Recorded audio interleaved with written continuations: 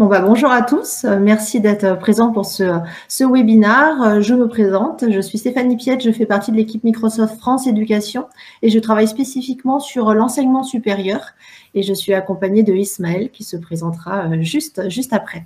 Donc, chez Microsoft, nous travaillons au quotidien avec beaucoup d'entre vous sur des sujets d'enseignement à distance, de bureaux virtuels, de sécurité ou de formation des étudiants sur le cloud et la big data, par exemple. On fait vraiment pas mal de choses avec vous. On travaille aussi et vous nous questionnez régulièrement sur des solutions de gestion des étudiants. Comment gérer le recrutement de futurs étudiants, comment gérer la relation avec les étudiants, comment gérer la relation avec les entreprises, notamment sur des sujets de taxes d'apprentissage, par exemple. Donc, c'est pourquoi aujourd'hui, avec l'équipe Apsia, et Ismaël, nous avons décidé de faire ce webinaire parce qu'Apsia travaille régulièrement sur des problématiques de ce type avec des établissements d'enseignement supérieur et nous souhaitions les partager avec vous. Donc, sans plus attendre, je vais laisser la parole à Ismaël. Juste avant, je vous indique qu'en haut à droite de la page Webekeo, vous pouvez poser toutes vos questions. Nous pourrons y répondre en direct depuis la barre de chat ou alors nous y répondrons à la fin. Donc, n'hésitez pas à poser toutes vos questions et je vous souhaite un bon webinaire et on se retrouve tout à l'heure. Très bien, merci pour l'introduction Stéphanie.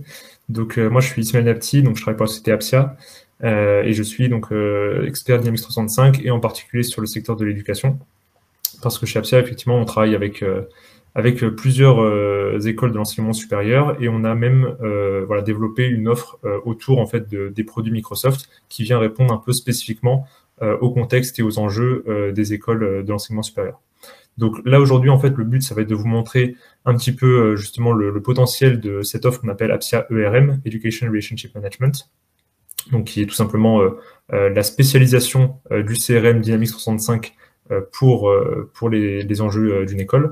On va parler notamment d'acquisition, de recrutement, que ce soit à la fois sur la partie formation initiale, donc pour les étudiants en cycle long, mais également un petit peu de tout ce qui va graviter autour de ce qu'on met sous l'égide un peu B2B, donc à la fois la formation continue, la gestion de la taxe d'apprentissage, la relation entreprise au sens large.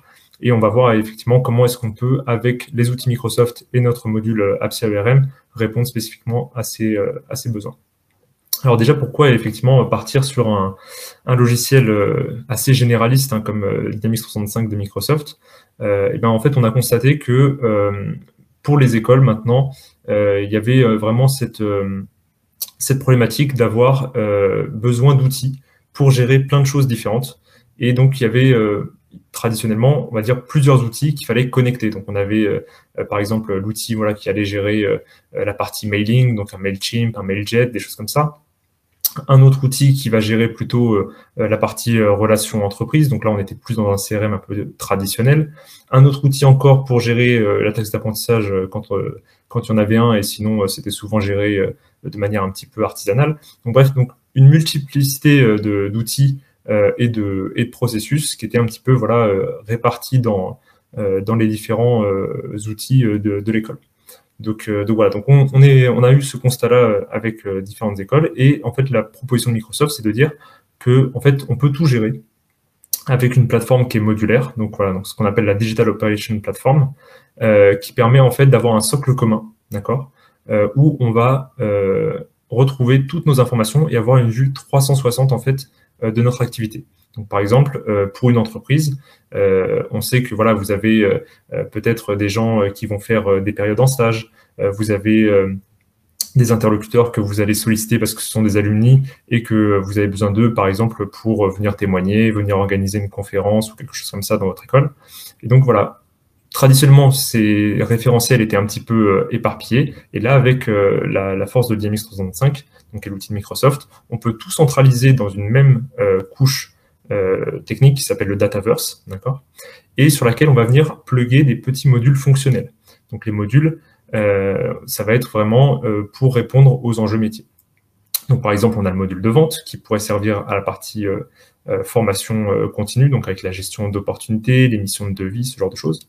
Le module marketing qui va vous permettre de faire justement non seulement du mass mailing, mais aussi du marketing automation, donc définir des petits templates de mail, créer des parcours pour dire que vous allez inviter telle et telle catégorie de contacts à vos événements, donc que ce soit les JPO, que ce soit les événements sur des salons, etc.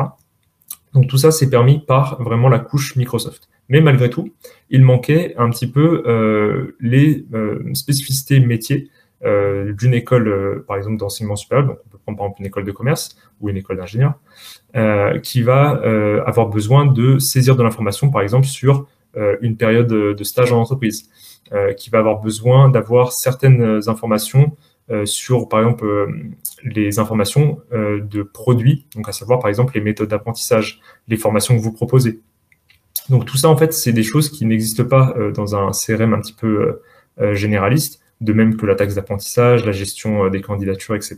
Et donc nous, on est venu apporter avec un peu de paramétrage. C'est pas du développement spécifique, hein, c'est vraiment du paramétrage. On est venu apporter cette couche de spécialisation, donc on appelle APSIA ERM, qui vient se connecter tout simplement par-dessus la brique de Microsoft.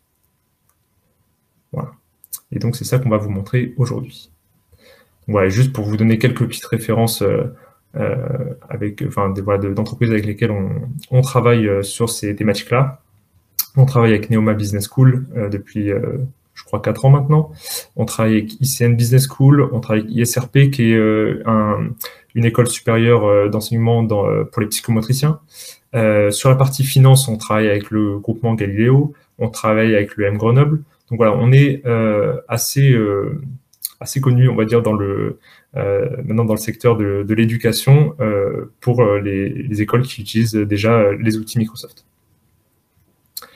Voilà, et donc sans plus tarder, on va passer à la démonstration. Je vous invite à poser des questions au fur et à mesure, hein, évidemment, dans le chat. Ça permet en fait tout simplement d'avoir une démonstration un petit peu vivante, un petit peu dynamique et pas trop scolaire au sens où je ne vais pas juste dérouler des écrans. Donc si jamais vous avez des questions, je peux aussi, on va dire, improviser un petit peu sur le tas pour répondre aux questions au fur et à mesure. Alors, hop. Je vais vous partager mon écran. Voilà. Donc, bienvenue dans Dynamics 365. Donc on est sur un environnement de démonstration ici qui a été prévu pour ce petit webinaire. Déjà, la première chose à comprendre sur Dynamics 365, c'est qu'il est vraiment pensé dans le cloud de base. Il y a eu d'autres versions de Dynamics précédemment qui étaient plus en version on-prem, comme on dit, donc c'est-à-dire que vous l'installez en local sur vos serveurs dans l'école. Là, on est vraiment sur une application dans le cloud, donc en système as a service. Vous pouvez y accéder avec une simple URL depuis votre navigateur préféré, et il est disponible évidemment sous toutes les formes, donc sous tous les devices, que ce soit sur téléphone avec l'application mobile ou aussi sur tablette. Quand on se connecte à Dynamics 365, on arrive sur une première page qui est traditionnellement le tableau de bord, où on va tout simplement centraliser toutes les informations qui sont nécessaires pour bien commencer la journée et travailler sur les dossiers, les sujets qu'on a en cours. Donc là, par exemple, je vais avoir un rôle plutôt côté FC, donc formation continue, et je vais plutôt avoir une vision sur les opportunités en cours pour les formations continues, par exemple, que je suis en train de proposer, par exemple à L'Oréal ici, ou par exemple ici avec une de mes clientes, donc qui est Alva, par exemple. D'accord ? On va pouvoir retrouver aussi les activités, donc par exemple, je dois rappeler une personne pour avoir du mécénat, par exemple, avec ce contact-là. J'ai des calls de qualification du besoin pour de la formation continue. J'ai des rendez-vous peut-être pour présenter un petit peu le nouveau catalogue de l'AFC en 2022. D'accord ? Donc tout ça, en fait, on peut le retrouver directement sur le tableau de bord de Dynamics 365, et on peut même avoir quelques petits graphes pour voir, par exemple, quel est le montant des opportunités actuellement dans le pipe de vente. Évidemment, tous ces tableaux de bord sont complètement configurables. Vous voyez qu'il y en a déjà une certaine quantité qui est offerte par Dynamics. Vous pouvez en créer des nouveaux, vous pouvez modifier l'existant. Et ça, en fait, on peut le faire pour chaque profil d'utilisateur. Donc, le but, en fait, tout simplement, c'est que lorsqu'on se connecte à Dynamics, si on est une personne de l'AFC, on va peut-être voir des informations pour l'AFC. Si on est une personne de l'AFI, peut-être qu'on va voir d'autres informations qui sont plus pertinentes pour l'AFI. D'accord ? Autre petite information importante, vous avez sur le côté le menu. Le menu, il vous permet tout simplement de naviguer dans ce qu'on appelle des entités. Ce sont tout simplement des pages qui vont stocker de l'information de manière structurée, hiérarchisée et avec un certain nombre de fonctionnalités qui vont être disponibles. Donc, par exemple, si je veux retrouver tous mes contacts, je vais cliquer sur l'onglet Contacts et ici, je vais pouvoir effectivement retrouver tous les contacts qui sont saisis dans le CRM. Donc là, le but, c'est vraiment, comme je le disais tout à l'heure, de plus avoir différents référentiels, d'avoir vraiment un socle unique où on va retrouver tous les contacts, à la fois que ce soit pour l'AFC, pour la taxe d'apprentissage, pour les partenariats, pour les étudiants. On va tout consolider en fait. À partir du moment où c'est un individu physique, on va renseigner l'information dans Contact.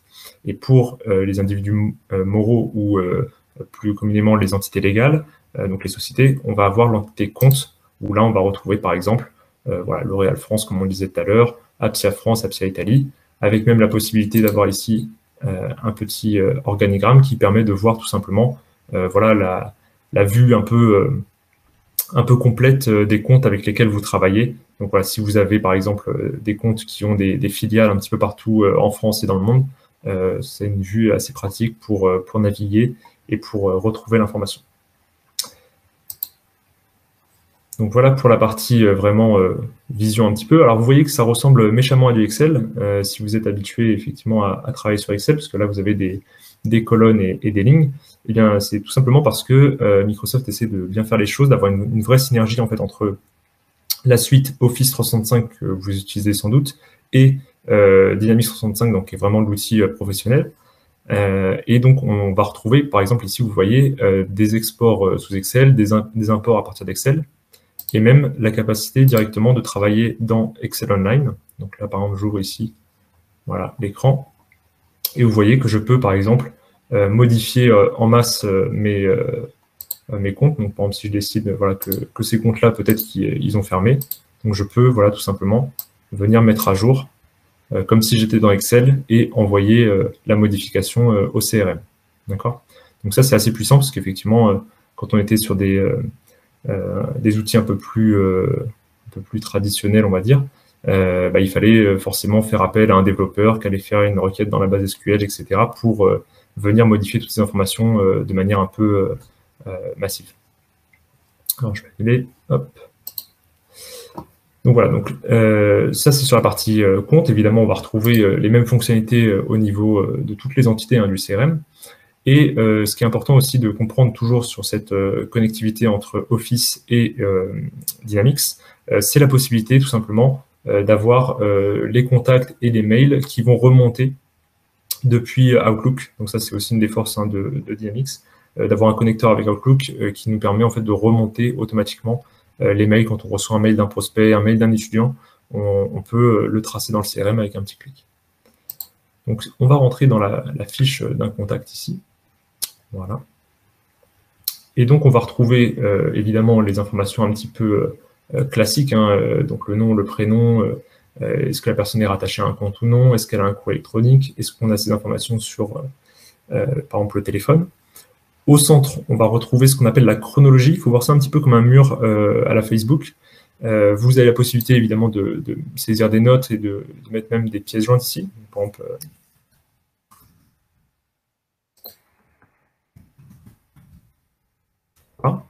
donc, on peut saisir des notes ici. L'intérêt, c'est qu'on est vraiment sur un outil qui est collaboratif.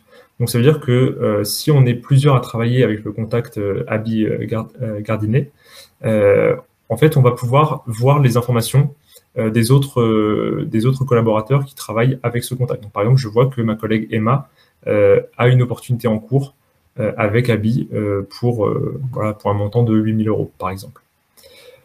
Donc ça, je vous ai fait une démonstration pour rajouter une note. Évidemment, on peut faire plein d'autres ajouts directement depuis la chronologie, à savoir l'appel téléphonique. On peut écrire un courrier électronique directement depuis le CRM, ou même carrément prendre un rendez-vous qui lui-même va redescendre dans Outlook. Donc, par exemple, si je prends un petit rendez-vous, voilà.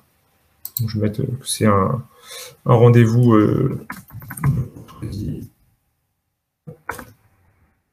Après, je peux indiquer plein d'informations complémentaires. Là, je vais tout simplement juste mettre la date. Donc, ça va être pour demain, par exemple. 10h30, c'est très bien. Voilà, je peux mettre une petite description, évidemment, pour expliquer voilà, que c'est dans le but de convaincre la cliente de souscrire notre offre de partenariat.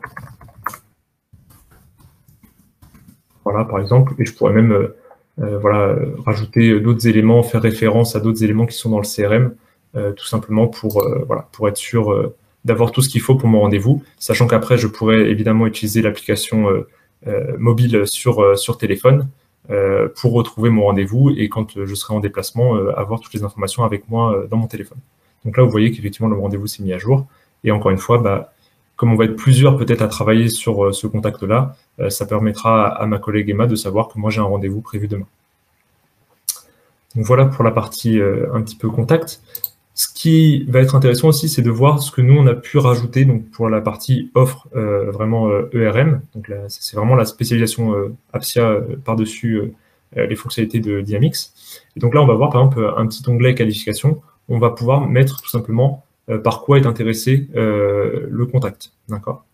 Donc ça va permettre quoi? Ça va permettre, dans une deuxième partie que je vais vous montrer après, de créer des segments marketing pour envoyer des mails de manière un petit peu chirurgicale, à savoir que on va pouvoir évidemment envoyer des mails au bon moment aux personnes qui sont vraiment intéressées par certains types de communication, d'accord. Donc ça peut être des mails différents, que ce soit pour évidemment les apprenants, les personnes plutôt en entreprise, que ce soit les personnes qui sont intéressées pour la formation continue, ceux qui veulent participer à des événements de l'école, etc. Donc tout ça, en fait, une fois que l'information elle est saisie au niveau du contact ou dans d'autres entités du CRM, on va pouvoir après s'en servir pour créer des segments marketing et l'utiliser au travers de parcours marketing. Voilà, donc là, je vais juste sauvegarder ma petite modification. Je vais rentrer maintenant dans la partie formation continue et je vais vous montrer un petit processus de vente tout simplement avec les opportunités. Donc là, par exemple, je vous ai dit tout à l'heure que j'avais une demande en cours avec ma cliente donc, qui s'appelle Alva. Je vais l'ouvrir. Donc là, on se base vraiment sur le module Sales de Dynamics 365. Donc on est vraiment sur le module de vente qui normalement est fait pour les commerciaux, mais on sait maintenant que voilà, les écoles, pour garder leur compétitivité dans un marché qui évolue extrêmement vite, elles ont besoin en fait d'acquérir des processus qui sont ceux d'une entreprise. Et donc, le processus commercial d'une opportunité en fait partie. Donc, l'opportunité, c'est vraiment quand vous détectez une potentielle vente en amont. C'est une vente potentielle, même si vous êtes vraiment au début en fait et que vous allez tout simplement recueillir le besoin de votre client et ensuite discuter avec lui pour lui proposer une formation adéquate. Donc là, on va retrouver ce qu'on appelle le BPF, donc le Business Process Flow, où on va tout simplement pouvoir indiquer des petites informations pour aider le chargé de compte ou le commercial à développer son opportunité et être sûr qu'il n'oublie rien. Donc par exemple, on peut saisir le besoin du client. Donc là, on va mettre formation management. Voilà, je peux saisir les informations ici. Et je vais pouvoir utiliser aussi la partie produit, tout simplement, pour venir ajouter ici des produits dans l'opportunité qui vont après servir à l'édition du devis. D'accord? Donc là, on est, par exemple, là, j'ai mis une formation en marketing. Elle fait partie, en fait, tout simplement d'un catalogue de produits qui a été renseigné au préalable. Tac. Je vais juste vous montrer rapidement voilà, ce qu'on est venu configurer sur ce produit-là. Donc là, on voit le nom, donc produit en marketing. Là, on est sur un prix unitaire qui est à 5 000 € pour une personne. Bon, c'est peut-être pas les prix auxquels vous vendez, mais en tout cas, voilà, c'est pour la démonstration. Et sur le produit lui-même, on va pouvoir ici, donc là, encore une fois, c'est une spécialité Appsia, donc qu'on est venu rajouter. On va pouvoir indiquer ici, par exemple, les objectifs pédagogiques, les méthodes d'apprentissage, les moyens pédagogiques. Tout ça, à quoi ça sert? Eh bien, ça sert tout simplement à vous faciliter la tâche pour la création, l'édition d'un devis. C'est-à-dire qu'une fois qu'on a saisi toutes les informations des produits dans le catalogue de produits, avec notamment les objectifs pédagogiques, les méthodes d'apprentissage et les moyens pédagogiques, quand on va revenir sur notre opportunité, je vais revenir ici, voilà, on va pouvoir créer un premier devis. Donc, il pourrait y en avoir plusieurs, parce qu'il peut y avoir des phases de négociation. Mais quand on va aller sur ce devis-là, on va avoir la possibilité, toujours grâce aux fonctionnalités de Dynamics, de créer un modèle Word de publipostage qu'après on pourra évidemment transformer en PDF. Et du coup, en fait, on va gagner énormément de temps parce qu'on va avoir un devis qui va être déjà tout formaté. Alors, je l'ai ouvert déjà à côté. Hop. Bon, voilà. Donc, on a une formation ici, une formation manager pour notre bénéficiaire. On va récupérer des informations qui viennent du CRM qui ont été saisies à l'avance. Et ici, vous voyez que, alors j'ai mis formation manager, mais au final, j'ai pris un produit marketing, mais c'est pas très grave. Donc, vous voyez que pour la formation marketing, on a récupéré automatiquement les objectifs pédagogiques, les méthodes d'apprentissage et les moyens pédagogiques. Et donc ça permet en fait de gagner beaucoup de temps. Vous n'avez plus besoin de créer tous les devis à la main. Tout est déjà un peu pré-complété par le CRM et vous pouvez l'envoyer directement à votre client. Et là, vous allez retrouver par exemple l'offre financière avec le montant. D'accord. Voilà, donc ça reprend toutes les informations qui viennent du CRM. Vous avez la possibilité ici de le télécharger, mais aussi de l'envoyer directement par email depuis le CRM ou de l'enregistrer dans Dynamics pour plus tard. D'accord. Donc là, par exemple, je peux l'enregistrer.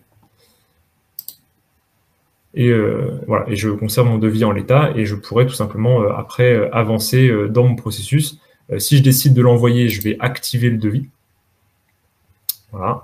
Donc là, il est actif et donc il est en lecture seule pour éviter évidemment que quelqu'un passe par là et fasse une modification alors que je viens d'envoyer mon devis au client et que j'attends sa réponse. Et si jamais tout se passe comme prévu, je vais pouvoir donc créer la commande à partir de ce devis-là. D'accord. Et pareil, au niveau de la commande, l'idée, ce sera, donc là, on peut dire que c'est conclu. Donc je vais pouvoir dire que l'opportunité est fermée, on a gagné, tant mieux. Et donc au niveau de la commande, pareil, on va pouvoir indiquer tout un tas d'informations. Donc, je ne vous fais pas évidemment le détail de toutes les informations qu'on peut saisir. On peut saisir tout plein de choses. Tous les écrans, je ne l'ai pas précisé, mais tous les écrans sont absolument customisables. On peut rajouter des champs, modifier des pick lists. On peut modifier les écrans pour dire, par exemple, que peut-être cette information-là, vous ne la voulez pas ici, vous la voulez plus à droite, etc. Tout ça est totalement flexible dans Dynamics et ça se fait sans la moindre ligne de code. Ce qui est extrêmement important puisque une des problématiques un peu récurrentes aussi des autres logiciels, c'est que dès que vous voulez rajouter quelque chose qui est un petit peu customisé parce que ça répond à vos besoins, il va falloir faire du code et comme on est sur des logiciels qui sont en SaaS, ben, quand vous faites du code qui n'est pas prévu par l'éditeur, vous avez un risque qu'à chaque montée de version, il y ait une casse. Là, c'est pas le cas. Chaque paramétrage, chaque ajout qu'on a pu faire dans le cadre de l'offre AppCAERM est totalement supporté par les mises à jour de Microsoft. En parlant du coup d'ajout, on va retrouver ici, au niveau de la commande, les sessions de formation et les inscriptions aux sessions de formation. Donc là, de la même façon, en fait, c'est une entité customisée qu'on est venu rajouter pour tout simplement, par exemple, indiquer, donc voilà, j'ai une première session de marketing qui est déjà configurée, donc je vais la saisir tout simplement ici, je vais la récupérer. Et donc, je vais dire que notre cliente va pouvoir participer à cette session de formation. Voilà. Donc là, je retrouve donc la session à laquelle je vais inscrire ma cliente. Là, pour l'instant, j'ai juste dit que cette commande allait être attachée à cette session.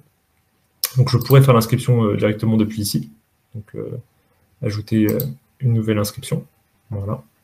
Donc là, je vais pouvoir saisir des informations. Alors, dans le cas d'une formation inter ou intra, on ne va pas forcément saisir les informations, évidemment. Donc là, on va pouvoir ressaisir des informations si, par exemple, c'est une autre personne qui participe à la formation, si ce n'est pas la même personne que celle qui a fait la partie commerciale. Donc là, je vais tout simplement récupérer mes informations. Tac.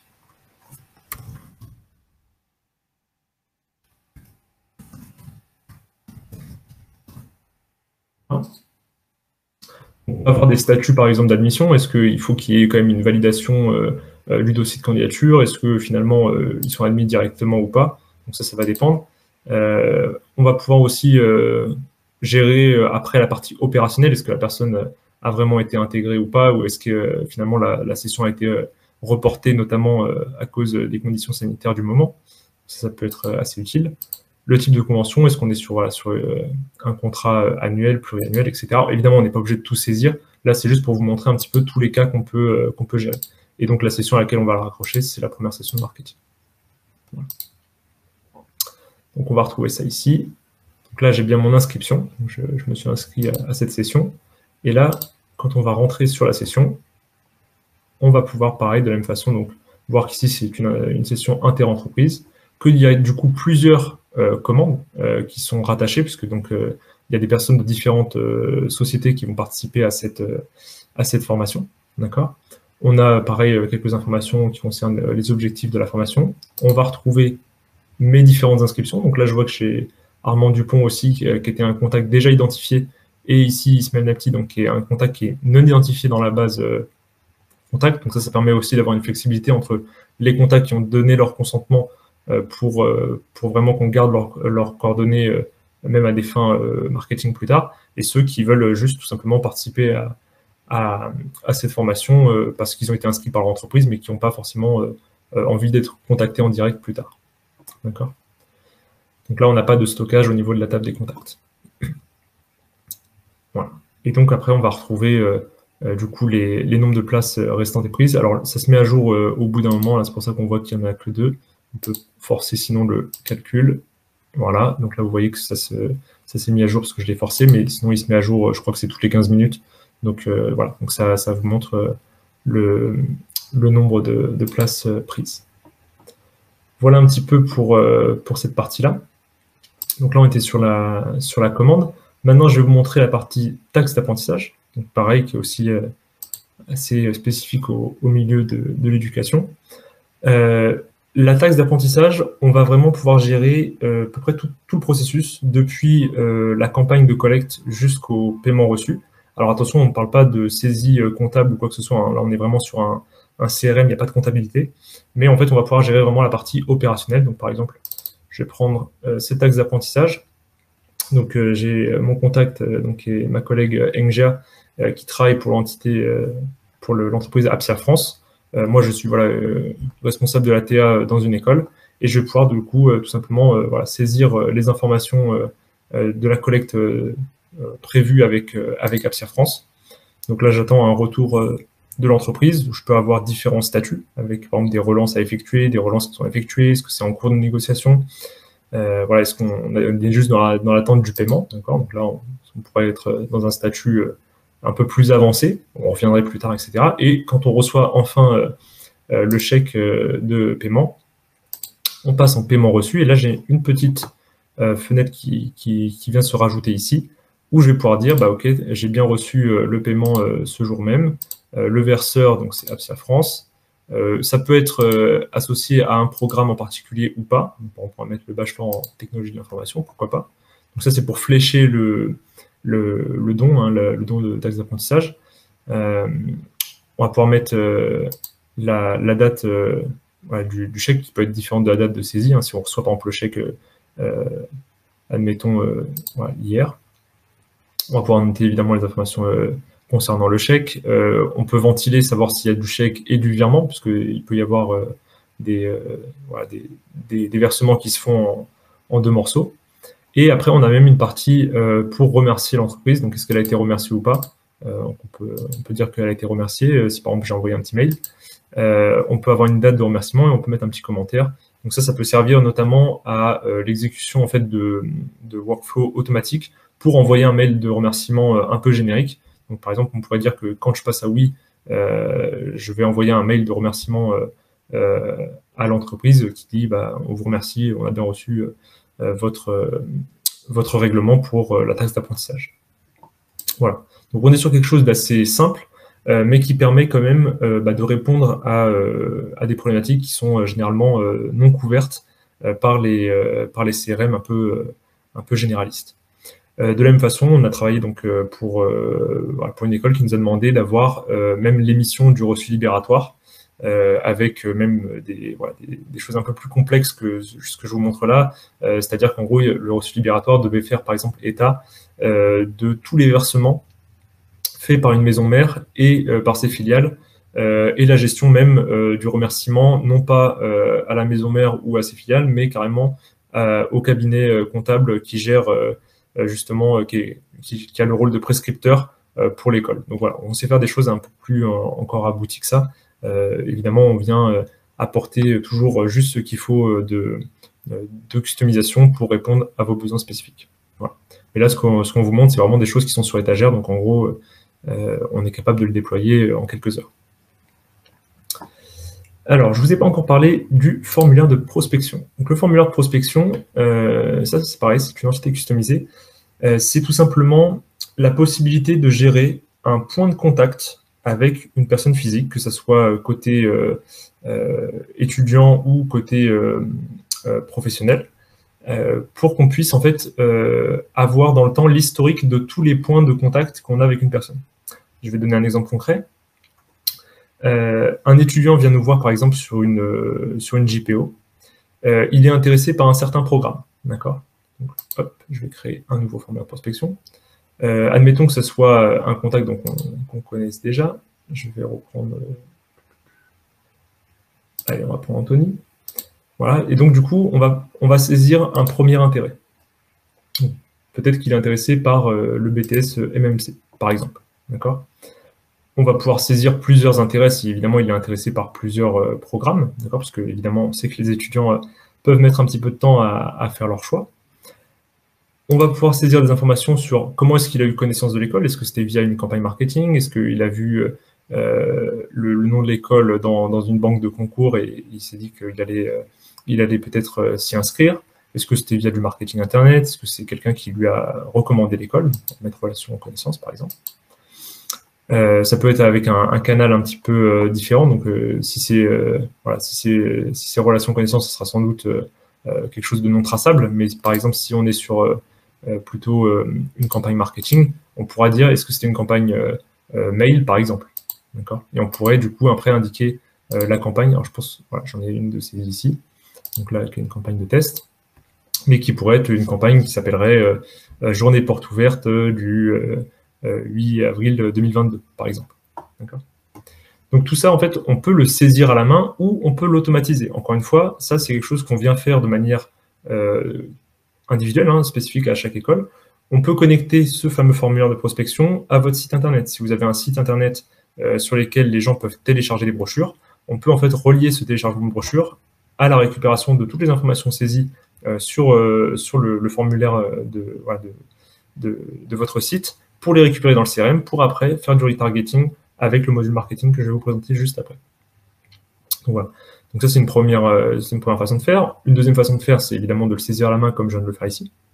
Une troisième façon, ça serait de tout simplement avoir sur le salon, avec l'application sur mobile ou tablette, la possibilité de saisir les informations ou la faire saisir par un étudiant, par exemple. Pendant un salon, on peut saisir tous les prospects qui viennent nous voir pour qu'on puisse tracer leur intérêt. Et ainsi de suite, on va en fait collecter toute cette data au travers du formulaire de prospection. Donc, je vais vous faire un petit exemple. Là, je vais avoir donc un premier formulaire de prospection et je vais en faire un deuxième. Peut-être, admettons que notre ami Anthony, il revient nous voir des mois plus tard et il a changé un petit peu d'avis. Il ne veut plus le BTS MMC, maintenant il veut le BTS MUC, par exemple. Donc, voilà. Et cette fois-ci, il est venu, on va mettre, c'était via les concours, par exemple. Voilà. Ça va être peut-être une autre campagne.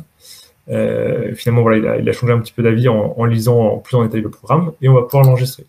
Là, l'intérêt de ça, c'est que vous voyez qu'on a deux enregistrements différents, d'accord, pour une même personne. Ce qui va permettre, en fait, dans le CRM, de tracer l'historique de la relation et après d'avoir justement des statistiques bien plus précises que si on avait directement renseigné l'intérêt du programme au niveau de la fiche contact. Parce que si on a en fait l'information au niveau de la fiche programme, qu'est-ce qui va se passer? C'est que ou bien vous allez avoir énormément de champs et ça va très vite devenir indigeste, ou bien tout simplement vous allez être obligé d'écraser l'information précédente et vous allez perdre en fait un petit peu de détails, de subtilité dans l'information. Voilà. Et donc ça, après, on va pouvoir l'utiliser pour notre module marketing. Donc maintenant que je vous ai bien utilisé le module marketing, je vais pouvoir vous le montrer pour de vrai. Donc le module marketing, alors j'ai préparé ça sur un autre onglet, mais il faut bien comprendre qu'on est sur le même outil. Je vous parlais tout à l'heure d'une plateforme commune avec des modules fonctionnels qui viennent tout simplement répondre à des besoins métiers différents. On est vraiment là-dessus, c'est-à-dire que techniquement, c'est le même outil. Vous voyez qu'il y a différents modules. Donc là, j'ai un module, par exemple, pour faire même du service client, et j'ai mon fameux module marketing, donc, que j'ai déjà ouvert, mais qui est complètement en fait, intégré à la même plateforme.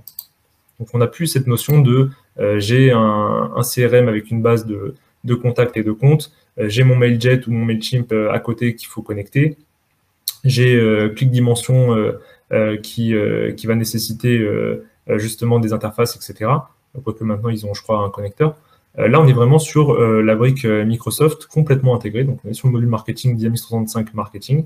Et on va pouvoir retrouver dans ma base des contacts exactement les mêmes contacts de tout à l'heure. Donc, on retrouve Abby, on retrouve Anthony, il est là. Voilà. Donc, on va pouvoir retrouver tous ces contacts-là dans le module marketing. On est vraiment dans quelque chose qui est totalement transparent pour l'utilisateur.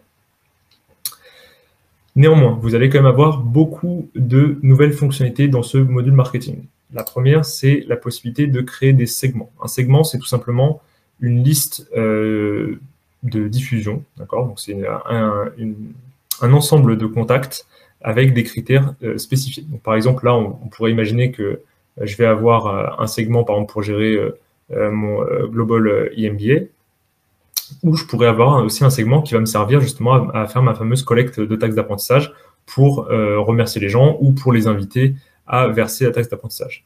On peut aussi créer des segments pour, par exemple, des journées métiers sur une thématique bien spécifique. Donc là, je vais prendre le petit segment Découvrez Gemba, par exemple. Et donc là, on va être sur quelque chose qui est très basique, hein, évidemment, en termes de filtrage là, pour cette démonstration. Qui est tout simplement voilà, de dire est-ce que l'intérêt que je vous ai montré tout à l'heure, formation continue, est égal à oui. D'accord ? Là, on est sur quelque chose de basique, mais il faut comprendre qu'on peut faire à peu près ce que vous voulez en termes de requêtes. On peut avoir vraiment autant de critères que l'on souhaite. Je ne vais peut-être pas toucher ce segment-là, je vais peut-être vous le montrer sur un nouveau. Voilà. Alors, on a évidemment des modèles de segments qui sont déjà pré-paramétrés, hein, mais on n'est pas obligé d'utiliser ça. Et on va pouvoir tout simplement, voilà, avec un petit nom, test, créer voilà, donc des requêtes et aller chercher n'importe quelle information qui est dans le CRM. Voilà. Donc là, vraiment, vous devriez avoir de quoi faire en termes de requêtes et de construction de segments. Vous avez vraiment à peu près toutes les informations possibles et imaginables, et même celles que vous n'avez pas forcément besoin. Donc voilà, donc il faut prendre le temps, évidemment, de bien construire sa requête. C'est pas quelque chose qui se fait en 10 secondes. Donc là, je vais pas me lancer dans la construction d'une requête maintenant. Mais juste pour vous montrer, alors je vais faire quelque chose qui n'est pas cohérent, mais c'est pas très grave. Donc là, je vais mettre des abonnements est égal à non, par exemple, pour être sûr que c'est quelqu'un qui n'a pas dit non pour la participation aux événements, si c'est un segment pour un événement. Et je vais pouvoir rajouter comme ça, en fait, je sais pas, la commune, on pourrait dire, contient Paris, par exemple. Si je veux, par exemple, ne pas avoir à gérer les Paris CEDEX, Paris 18, etc. Et ainsi de suite, et ainsi de suite. D'accord ? Et donc là, je pourrais rajouter des filtres et des filtres ou, voilà, des portes logiques pour construire mon segment. Donc, il n'y a absolument aucune limite en termes de profondeur. Vous pouvez construire ce que vous voulez. Vous pouvez aller chercher de l'information sur toutes les entités du CRM. Donc, je vous ai parlé de la taxe d'apprentissage, de l'opportunité, du devis, etc. Toutes les informations, à partir du moment où elles sont saisies, on peut tout simplement les requêter pour construire notre segment. Donc voilà, donc on a vraiment cette possibilité-là. On peut évidemment requêter non seulement les entités traditionnelles du CRM, donc contact, compte, opportunité, etc., prospect. J'ai vu qu'il y avait une question sur le formulaire de prospection. Le formulaire de prospection, il est différent de l'entité prospect. Pourquoi ? Parce que notamment sur la partie B2C, donc plutôt la partie formation initiale, pardon, on ne va pas être du tout dans la même logique que la logique qui est proposée par l'entité standard de Microsoft, qui est le prospect, qui lui pourrait être plus pertinent en fait sur la partie B2B. Pourquoi ? Parce qu'un prospect, en fait, on a un processus d'inclusion qui permet de le transformer en opportunité, ce qui va pas être le cas en fait sur un processus de formation initiale, parce que on n'a pas de notion d'opportunité sur un apprenant. On n'est pas en train d'essayer de lui vendre une formation avec un tarif bien défini, on essaie de l'inscrire. Et donc du coup, sur la partie plutôt formation initiale, le formulaire de prospection, il va plutôt se transformer en candidature en fait. enfin, j'en profitais juste pour répondre à la petite question qui a été posée. Donc voilà, donc là, on va pouvoir vraiment requêter, donc, comme je disais, toutes les entités standards et également les entités customisées qu'on a pu vous présenter. Donc voilà. Donc je reviens sur mon petit segment Découvrez Gemba. Et une fois qu'on a fini donc, notre construction, on va pouvoir visualiser plutôt les membres de notre segment. Donc là, bon, c'est rigolo, il n'y en a que 8, donc ça va vite. Mais il faut imaginer évidemment que vous pouvez avoir des segments qui contiennent 100, 200, 300, même plus en termes de membres. Voilà. Et donc, gardez en tête aussi que c'est un segment dynamique. C'est-à-dire que si demain j'ai d'autres personnes qui correspondent aux critères que j'ai renseignés ici, ces personnes-là vont retomber directement dans mon segment. Donc, vous n'avez pas besoin de les ajouter. Une fois que vous avez créé votre requête, si demain sur le site, il y a une personne qui télécharge un formulaire, une brochure pour un programme de formation continue, il va automatiquement tomber dans le CRM, avoir le flag formation continue et rentrer dans mon segment et du coup après recevoir les emailings que j'aurais paramétrés pour mon parcours du client. Donc, je vais vous présenter d'abord le courrier électronique et ensuite le parcours du client. Donc sur la partie courrier électronique, on va avoir la possibilité en fait de vraiment créer un joli mail en HTML5 avec à peu près tous les éléments qu'on peut imaginer pour la création de mails moderne. Donc là, vous voyez que vous avez un éditeur très user-friendly, drag and drop. Donc là, voilà, si vous voulez ajouter du texte, vous pouvez. Donc là, je pourrais taper du texte. On va pouvoir rajouter de la vidéo, des séparateurs, on va pouvoir rajouter des boutons, même un QR code. On peut évidemment modifier les tailles des boutons, même la couleur. Je ne sais plus si je l'ai toujours. Hop, je vais prendre le code exact que vous m'envoyez tout à l'heure. Donc là, par exemple, si je souhaite mettre vraiment la charte graphique d'Aptia, je vais mettre plutôt le bleu turquoise qui correspond mieux que le rouge. Voilà. Et donc, j'ai modifié aussi simplement mon mail. D'accord. Donc, on est vraiment sur quelque chose qui est accessible, je dirais, pour tout le monde. Après, évidemment, on sait très bien que souvent, dans les écoles, quand vous commencez à avoir une stratégie de communication et de marketing un peu poussée, vous avez forcément un service de com et de marketing qui a l'habitude de travailler sur ces outils de conception de mail, d'accord. Donc évidemment, on ne va pas forcer ces gens-là à utiliser les outils de la boîte à outils. Ils peuvent tout simplement travailler dans leur logiciel préféré et venir copier-coller le code en HTML dans le module marketing. Là, ça change un peu, c'est un tout petit peu long. Mais ils vont pouvoir en fait récupérer le code technique dans leur logiciel, venir le copier-coller ici, et du coup, on aura vraiment le rendu qui a été configuré sur leur outil. Voilà. Bon, pour les gens qui ne sont pas de la technique, ça peut faire peur, mais normalement, si vous avez l'habitude de travailler sur ce genre de thématique, ça doit vous faire plaisir.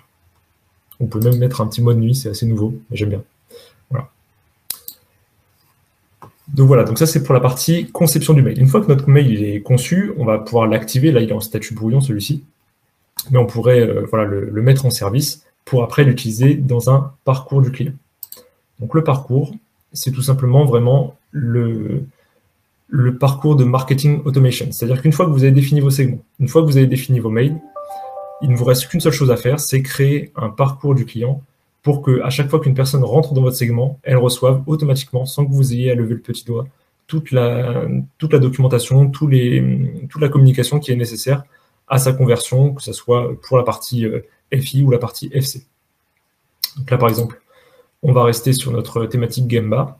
Et donc là, on a un petit parcours qui est très simple, mais encore une fois, vous pouvez imaginer toutes les ramifications que vous voulez, où on va retrouver notre segment Découvrez Gemba avec nos 8 membres, d'accord. On a un premier mail qui est envoyé à ces personnes-là pour leur dire bonjour, bienvenue, merci de vous être inscrits. On va retrouver beaucoup de statistiques dès cet écran-là. Donc, à combien il a été remis, est-ce que tout le monde l'a reçu, est-ce qu'il y a des gens qui ne l'ont pas reçu parce qu'il y avait des adresses mail qui n'étaient pas bonnes. Donc là, par exemple, j'ai une petite adresse avec une adresse mail qui est utilisée plusieurs fois. Donc voilà, par exemple, ça voudrait dire que j'ai un doublon. J'ai peut-être saisi... je pense tout à l'heure, quand j'ai saisi un contact, j'ai dû mettre une adresse qui était déjà connue. Je peux avoir des rebonds, etc. Donc, je ne vais pas vous faire l'étalage évidemment de toutes les métriques. Et ce qui est important d'après, c'est de construire en fait tout simplement le parcours en lui-même, à savoir de dire s'il l'a ouvert, alors je vais lui envoyer un petit mail en disant vous semblez être intéressé, etc. Inscrivez-vous vite pour notre journée découverte du programme Gemba, ou peut-être que je ne vais pas le relancer. Voilà, on peut vraiment construire ce qu'on veut. Donc on peut dire s'il l'a ouvert, on ne fait rien. S'il ne l'a pas ouvert, on va lui faire une relance. S'il l'a ouvert, on peut lui dire voilà, maintenant inscrivez-vous, etc. Sachant que le module marketing dans lequel je suis a aussi une partie entière dédiée à l'événementiel. Donc l'événementiel, ça va être vraiment la gestion d'un événement physique ou dématérialisé. Donc maintenant, évidemment, Microsoft a intégré depuis la pandémie la possibilité de gérer les événements en distanciel directement dans le module marketing. Donc là, alors je vais vous prendre, c'est pas forcément des événements très parlants, c'est des événements qui sont un petit peu basiques, hein, mais on va pouvoir du coup programmer un événement avec un nom. Donc là, ce sera plutôt, on va mettre un nom qui va vous parler un peu plus, JPO du 9 mars, du 9 avril, pardon, on est en avril déjà, du 9 avril 2022. Voilà. Là, on va pouvoir trouver voilà, différents types d'événements, mais qu'on pourra customiser en mettant que, par exemple, on pourrait avoir des types JPO, carrément, ici, pour pouvoir faire après du reporting. On peut définir s'il est récurrent, à quelle date il a lieu, évidemment. Et donc, comme je vous le disais, on peut maintenant le faire même directement avec un webinaire Teams. D'accord ? Donc là, il va me demander, évidemment, de me connecter, il va vérifier que j'ai bien une licence, que j'ai les droits, etc. Et après, je vais pouvoir, en fait, configurer cet événement. Donc là, on le voit. Ce sera un webinaire Teams. Et après, je vais pouvoir modifier différentes options voilà, sur la réunion. Est-ce que les gens peuvent participer? Est-ce qu'ils peuvent rajouter des gens? Est-ce qu'ils peuvent activer le son? Enfin bref, à peu près toutes les fonctionnalités d'un webinaire. D'accord? Vous pouvez le préparer très en amont, vous pouvez préparer des sessions, vous pouvez préparer des intervenants. Je ne vais pas vous montrer tout parce que c'est assez poussé. On peut même aller jusqu'à de la réservation de chambres, des hôtels, un traiteur, etc. Très honnêtement, j'ai aucun de mes clients qui utilise 100% du module parce que ça demande quand même un petit peu de temps et voilà, ça demande un peu de préparation. Mais en tout cas, sur la partie vraiment gestion de l'événement pur, ça oui, les gens l'utilisent et on est capable voilà, de définir des sessions auxquelles les gens vont pouvoir s'inscrire. On peut même avoir un front office qui va servir à l'inscription directement via un portail pour les utilisateurs finaux. Et après, évidemment, on va retrouver la partie inscription. Donc là, par exemple, on voit que notre ami Abby s'est inscrite à cette JPO, d'accord? Et donc, on va même pouvoir gérer les inscriptions directement dans le CRM. On va pouvoir même avoir un QR code qui pourra après être envoyé à notre contact automatiquement via le parcours de marketing automation que je vous ai présenté précédemment. Voilà, il y aurait beaucoup encore à dire évidemment sur le module marketing, sur Dynamics dans sa globalité et sur toutes les choses qu'on a aussi customisées avec Appsia. On a créé un chatbot aussi qui permet avec Power Virtual Agent, hein, c'est toujours avec des outils Microsoft, donc un chatbot qui permet de répondre aux questions des étudiants et même des personnes de la formation continue ou même des relations entreprises. On a créé des petits flux qui permettent, par exemple, d'anonymiser la donnée pour être compliant avec la RGPD sans forcément supprimer les données, ce qui a des conséquences un peu désastreuses sur le reporting. Donc voilà, donc on a une certaine expérience du milieu de l'éducation, comme vous l'avez compris. On a beaucoup de choses qui sont faites, qui sont déjà voilà, sur étagère, hein, donc qui n'attendent que vous pour être déployées. Et évidemment, on sait adapter, encore une fois, l'outil à chaque client parce qu'on sait que voilà, chaque école, même si vous avez des thématiques et des problématiques qui sont un peu similaires, vous avez forcément des processus métiers, des façons de travailler qui sont différentes. Et du coup, nous, on sait, c'est notre métier, hein, on sait adapter l'outil à vos enjeux. Je vais finir juste par le reporting. Donc, le reporting, c'est un autre outil de Microsoft donc, qui s'appelle Power BI, qui va permettre en fait de se connecter non seulement au CRM, mais aussi à d'autres bases de données. Donc, admettons, par exemple, vous avez pour gérer votre Student Management System, donc ça peut être Orion, ça peut être Emera, ça peut être, je ne sais plus tous les noms en tête, mais en gros, vous pouvez avoir l'outil que vous souhaitez pour la partie gestion vraiment de la scolarité. On va pouvoir connecter Power BI à cet outil-là et à Dynamics et après créer en fait des dashboards, des KPI qui vont traduire tout simplement toutes ces informations-là en indicateurs qui vont être pertinents pour prendre des décisions. Donc là, on est sur voilà, un Power BI de démonstration qui a plus pour but d'analyser un petit peu les prospects.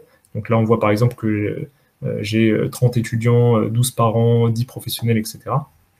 Donc on pourrait voir ça. On pourrait ici voir qu'on a voilà, des évolutions en termes de statistiques entre 2021 et 2022. Alors encore une fois, c'est pas du tout les volumétries auxquelles vous êtes habitués. On sait que si vous aviez juste 4 prospects Bac plus 3 en 2021 et 2 en 2022, il y aurait un petit problème. Mais bon, voilà, c'est de la démonstration. Mais donc voilà, donc là, l'idée, c'est tout simplement de restituer l'information. Et ce qui est intéressant aussi avec Power BI, donc là, je suis toujours sur un espace web, hein, il est partagé, c'est que la donnée ici, elle est vivante. Elle est non seulement rafraîchie, donc là, vous voyez que j'ai une petite information qui me dit que ça a été mis à jour aujourd'hui. Donc, on va pouvoir définir des temps de refresh, d'accord, qui peuvent être tous les jours, toutes les semaines. On peut même descendre à l'heure si vous voulez, ou même encore plus bas. C'est en fonction évidemment de à quelle fréquence vous avez besoin que l'information soit rafraîchie. Donc, le fait de centraliser vos reporting avec Power BI et en plus d'automatiser le refresh des données, ça vous permet en fait déjà d'une part de vous affranchir de faire des tableaux croisés Excel tous les lundis matins quand il y a une réunion et qu'il faut présenter les chiffres en comité de direction, par exemple. Et ça vous évite aussi l'écueil habituel de savoir si c'est la V2, la V2 bis, la V3, etc. Là, on ne se pose plus la question. Le rapport, il est défini, il est industrialisé au sens où tout le monde a le même, tout le monde accède au même rapport et il est rafraîchi quasiment en temps réel si on le souhaite pour qu'on soit sûr d'avoir la donnée la plus fraîche, la plus à jour.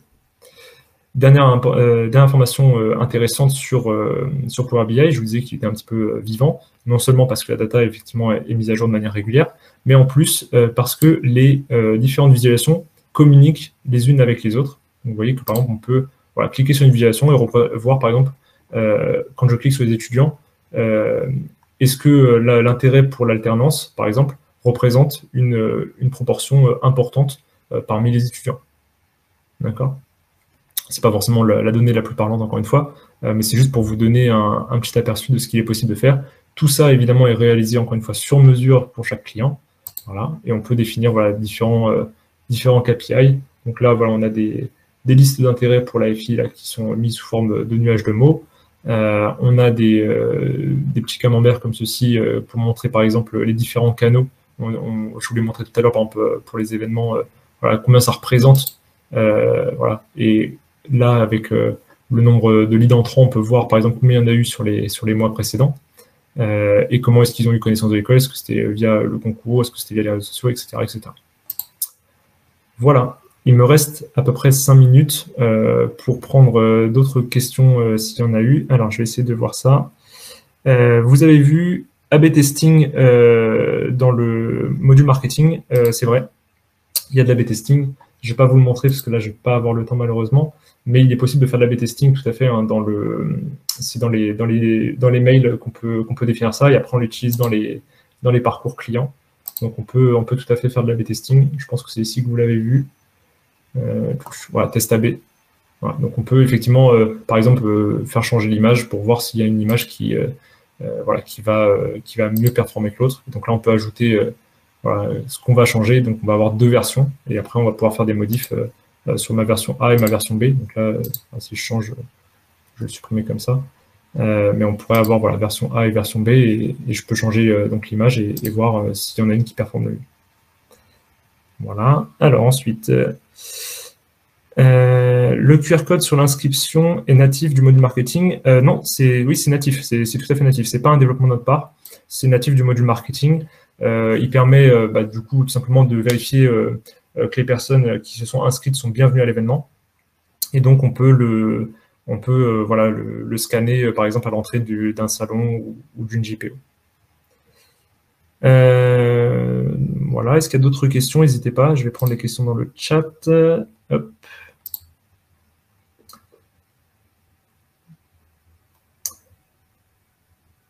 Est-ce qu'il y a d'autres questions? N'hésitez pas. Sinon, je peux peut-être continuer mon test AB, mais après, vous avez compris, hein, je pense que si vous posez la question sur le test AB, c'est que vous savez exactement ce que c'est. Donc, je peux revenir là, par exemple, sur mon histoire de couleur. Hop, on va remettre un orange, par exemple. Bon, c'est un peu stupide, hein, évidemment, comme comme test, mais on pourrait voilà, avoir deux contrôles différents et modifier en fait voilà, par exemple, la couleur du bouton sur un test et indiquer quel est l'objet du test pour faire la différence.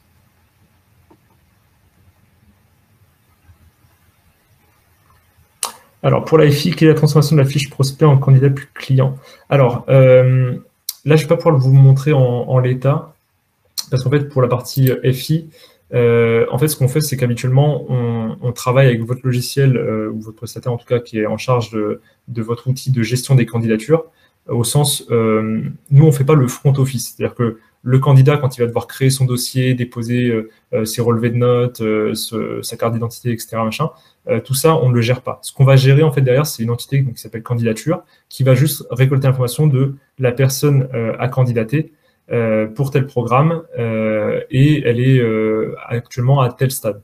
Donc, en fait, on va avoir d'un côté le formulaire de prospection, d'accord, que je vous ai montré tout à l'heure. De l'autre côté, l'objet candidature qui va tout simplement recevoir l'information qui vient de votre outil de gestion des candidatures.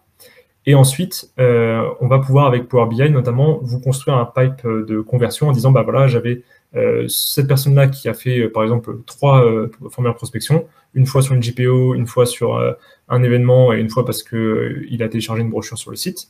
Je vois ensuite que 2 semaines après, il a candidaté pour un des programmes indiqués dans un de ses formulaires de prospection. Il a fini par faire son choix. Et après, pareil, de la même façon, on peut avoir plusieurs candidatures, sachant que chaque candidature est reliée à un seul programme et qu'après, on va pouvoir faire même la connexion avec votre ERP.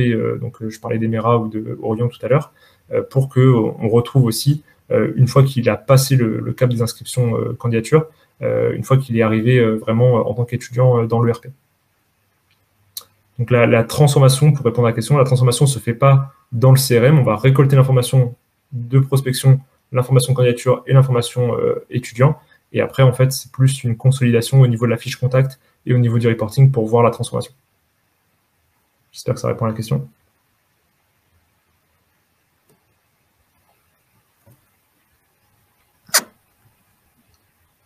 N'hésitez pas si vous avez d'autres questions.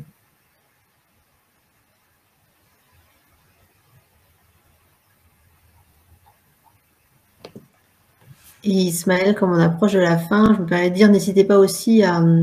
On peut tout à fait fixer des réunions spécifiques avec chacun de vous pour répondre à des questions spécifiques à votre établissement. Mais n'hésitez pas à revenir vers nous par la suite. Oui, tout à fait. Comme je vous le disais, enfin, notre métier premier, c'est d'abord comprendre le vôtre pour ensuite le transformer en fonctionnalité. Donc, on vient toujours, s'il y a des choses que vous n'avez pas vues dans cette démonstration ou qu'on a peut-être passé un peu vite, on peut évidemment prévoir des réunions individuelles pour vous présenter spécifiquement la fonctionnalité qui répond à votre question.